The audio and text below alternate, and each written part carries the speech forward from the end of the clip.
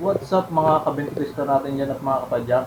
So today's project guys, papalitan natin ng headset ng bike na to. So kung pinapanood mo to ngayon at bago ka pa lang sa aking channel, pindutin mo na yung like, subscribe at ang aking bell button. So para notify ka sa aking mga susunod na video.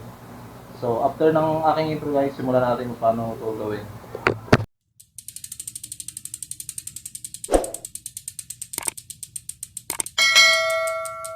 So yun na nga guys, napapalitan natin siya ng headset. Concern dyan nung may-ari is maingay na yung headset niya pag nililigo. Kaya may tunog na siya. Siguro yung load niyan is naka-bearing pa yung bulitas, yung may crown. So siguro upod na yung crown niyan, yung bearing niya ay naglabasan na. So yun, palitan natin siya guys. Ito na yung papalit natin guys. Ayan, Ragusa. Ayan. Ragusa. Size niya is 1 and 1/8. Tapos diameter niya 28. 6 by 44 by 30. So ayan.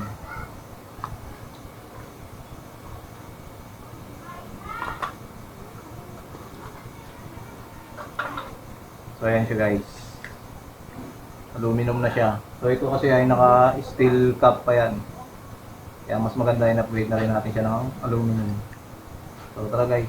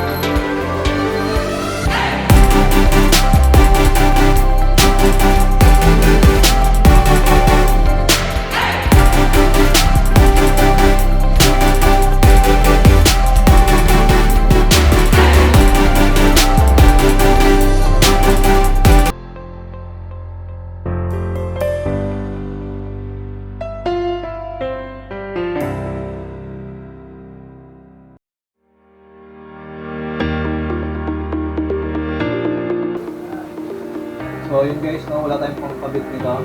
So manumanuhin na lang natin siya. Ipukpok muna tayo, wala tayong special para dito.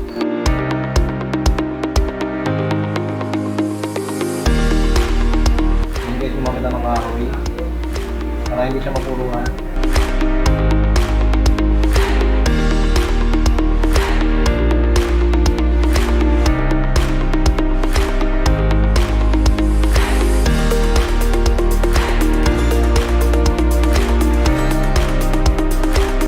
So bago natin ilagay yung ano natin.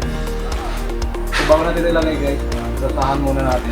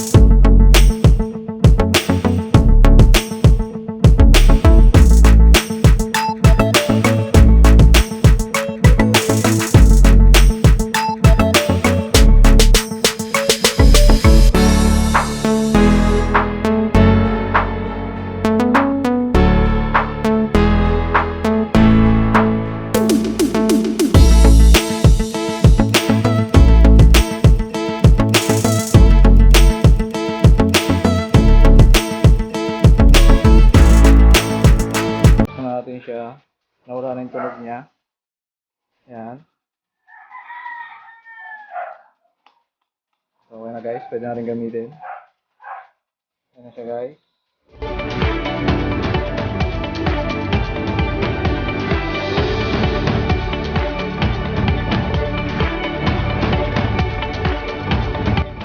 So yan no guys, yun yung problema niya. So naglabasan na yung mga bearing niya sa crown niya. So yan yung problema ng hindi seal bearing. Ayan. So hindi na rin naalagaan sa grasa. Ayan. Ayan.